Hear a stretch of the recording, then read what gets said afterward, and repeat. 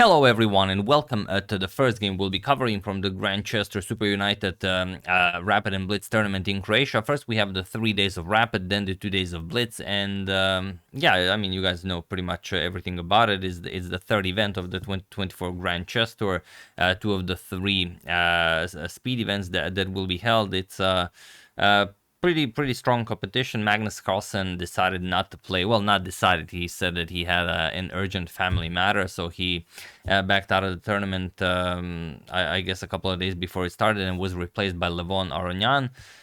So that's some news on that front. And yeah, the prize fund will be $175,000. First prize will be guaranteed $40,000. So it's 25 minutes per player. We're also going to include clock times for this one. I guess it's pretty relevant, not just for the tournament, but also for this game. But it is rapid, so yeah, maybe let's use the clock times. Just give me a few seconds. There we go. And let's check it out. So Wesley takes on World Chess Championship challenger Gukesh. Let's see what happened in this one. And yes, I will probably, well, if I have to choose, I will more often show a Gukesh game than not, as he's now the World Chess Championship challenger. So I am, of course, very interested in how he will do in his games up until the World Chess Championship match. So let's check it out. Pawn to e4.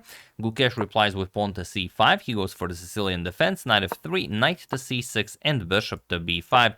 Then Nimzovich-Rossolimo attack. We have pawn to g6. Bishop captures on c6, d captures, and now pawn to d3 and queen to c7. So it's all been played before, nothing new here.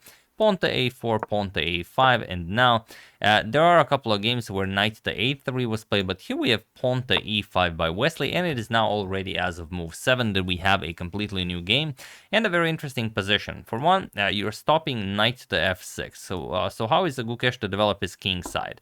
He goes knight to h6. Whether he knows how to play this or he just decided over the board, it's hard to say, but that's why we have the clock times here. This is the first move where he spent some time. He did spend 2 minutes on this move, so I don't think he knows the position. We have castles, and he shifts the knight over to f5. We have pawn to c3 and pawn to b6. But it's not Wesley who surprised him, as Wesley has even less time, as you can see. Queen to e2, and now bishop to a6. Nicely aligning the bishop with Wesley's queen. Rook to d1, and now rook to d8, putting pressure on that d3 pawn. So bishop to f4. Okay, for the moment your bishop is undefended, so e6 is not really a threat, but you know, you never know what could happen. Knight g7, maybe with an idea of knight to e6 going after the bishop, so bishop to h6, and now just knight to e6. Gukesh offers a trade of bishops, even at the price of him losing castling privilege, but he can always play king g7, bring the rook into the game if needed. We have queen to e3, hoping to get queen h6 check-in, but now king to g7, stopping that, and now knight to a3. We have rook to d5. Gukesh prepares to bring the other rook into the game. Pawn to h4, preparing pawn to h5, so Gukesh stops it, but not with h5. He stopped it with h6, and now rook to d2. Probably preparing to double up on the d file to take care of this backwards d3 pawn. And now, well, everyone, of course, thought that Gukesh would just go rook h to d8, double up on the d file, but he actually goes back, rook to d7, and he spent 5 minutes on this move. Probably, and I don't see any other reason why you would play this. Probably, if as long as the rook is here, I imagine he wants to play b5, and he's worried about c4 coming with a double attack, and maybe something. So I mean that's the best I have. But instead, after this rook to d2 move, he played rook to d7, and now Wesley just doubles up on the d file. Rook a to d1. He goes pawn to b5, and now pawn to d4 by Wesley. B captures on a4. He grabs the pawn, but now d captures on c5. We have rook h to d8 by Gukesh, and now knight to d4. Knight captures on c5 and pawn to h5, going after Gukesh's king, so knight to b3, attacking the rook and the knight here, and just h captures on g6. Wesley goes after the Wesley goes after the black king, and okay, maybe instead of this you can capture on b3. But remember, if he does this, then Gukesh will simply be up a pawn, and he will no longer have a doubled a pawn to worry about, and there's nothing for Wesley to look for here. So instead, after knight b3, h captures on g6, knight captures on d4, not going after the rook. Very interesting. Knight captures on d4. Rook captures on d4 first, and now f captures on g6. And here, pawn to e6, challenging the rook.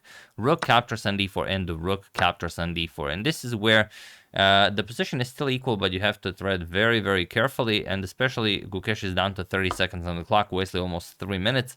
You have to play pawn to c5. But Gukesh played rook captures on d4 right away. The idea behind pawn to c5 is not to, go on too long about it, is that you cannot capture on c5. That's the point. And without capturing on c5, there's no good threat, and you don't have time to to get your queen to d7, which would be really great for white. And of course, if you capture, the problem is you have this queen to d1 check, king h2, and queen to d6 check. You force a queen trade, whatever white plays doesn't really matter, or it does matter. You will capture the queen here, and now you're just gonna pick up this pawn, and okay, it's an equal game. Maybe black is even better. But after rook captures on d4, Gukesh played rook captures on d4. Now we have queen captures with check, king to g8, and now, well, I could ask you to pause the video to try to figure out what Wesley played here, but I already kind of told you if you guys were paying attention, and that, of course, is queen to d7. And the black queen is undefended. You cannot remain here. You can't just move wherever. You're going to lose the pawn or something like queen e8 check, followed by queen f7.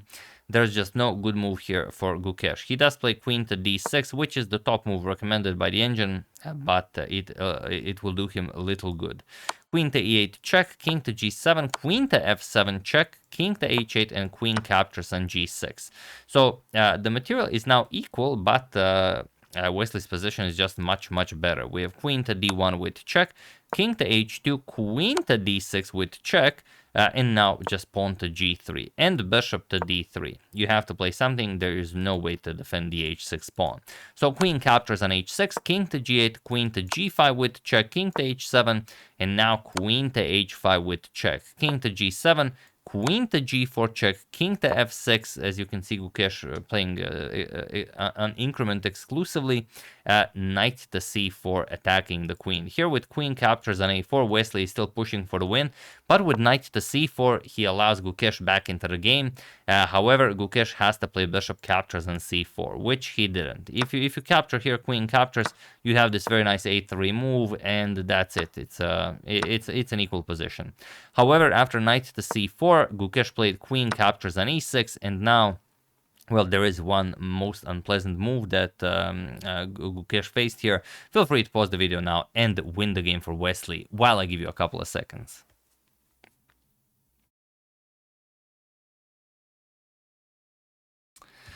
So for those of you who were able to do it, congratulations on realizing the presence of the hanging bishop. And for those of you who just want to enjoy the show, it is queen to d4 with check. This is what Gukesh missed, and what are you gonna do? I mean, yes, it's he blunders the piece, but he played at least 15 of his last moves with 10 seconds on the clock. He was basically only playing an increment, and yeah, it's very hard when your opponent is putting pressure on you.